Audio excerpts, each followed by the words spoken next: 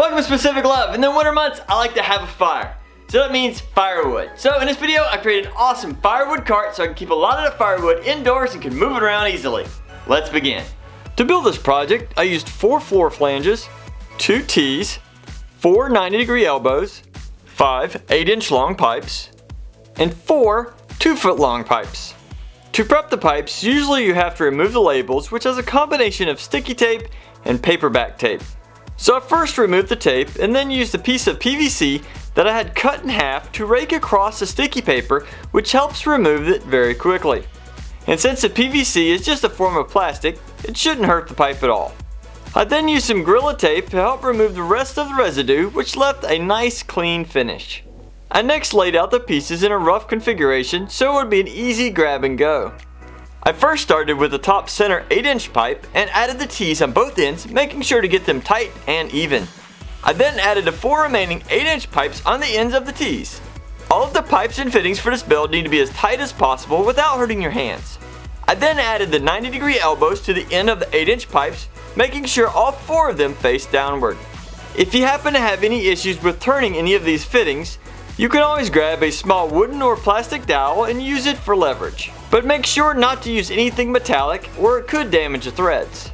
Next step was connecting the 2-foot long pipes to the end of each of the 4 elbows. And on the opposite ends of these pipes, I added a floor flange, which will be the base for this setup. I then used a measuring tape to even out all 4 pipes to get them as parallel as possible. This will also allow me to get the measurements for the wooden base that I will be attaching to the floor flanges. I then trimmed down the 2x4 into 4 sections to create the rectangular base for this project. 2 at 22 inches and 2 at 6 inches. I then gave the pipe a quick test and it lined up perfectly. On the bottom of the wood base, I planned on using some lockable swivel casters to allow this unit to be movable easily across hardwood and carpeted floors. The only downside of these casters is that the chrome appearance would not match the iron pipe. So I decided to coat them in a flat black paint. And the paint turned out great, and so I set them to the side to dry. I then grabbed the 6-inch boards and used my pocket hole setup to drill 2 sets of holes going in opposite directions. I next used the assistance of a clamp to hold the boards together in place while I secured them with screws. To go on top of the 2x4 frame, I decided to use an old piece of 1/2-inch plywood. I laid out the frame on the back of the plywood, traced out its shape, and then took it over to the table saw to remove the excess. To keep the plywood from coming off its base, I decided to use wood glue to secure it. So I laid down a thin layer, put the plywood in position, and placed the iron pipes on top to hold it down while I added some brad nails to secure it while the wood glue dries. Now to cover the sides of the 2x4s, I decided to use some old pallet wood left over from a previous project.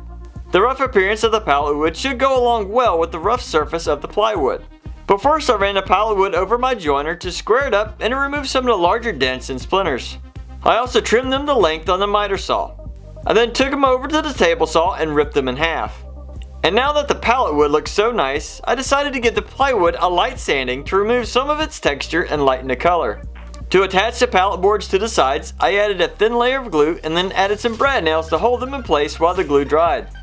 And with the wood frame base complete, I flipped the structure over, positioned the casters in the best locations, traced out the holes, and drilled several pilot holes to keep the screws from wandering out of place.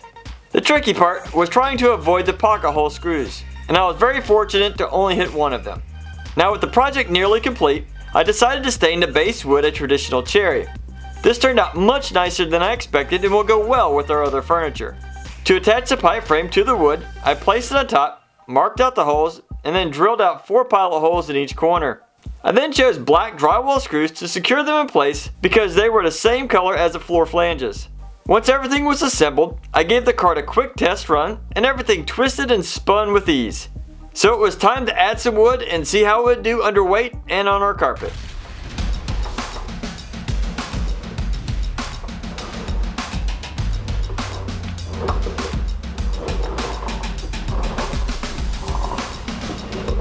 Now this is an awesome project. I love how sturdy it is, how easy it is to just move the firewood around, whether it's over carpet, hardwood, or whatever. It should be able to keep most of your mess from getting to the floor, and well, you can move the wood to and from the fire as easy as you want. You can load it, move it around, and I just love this thing. Now, if you enjoyed this project, make sure you click the like button and tell us your thing about it in the comments. I also have some other projects right over here that go along with this build, so make sure you check those out. Otherwise, have fun building.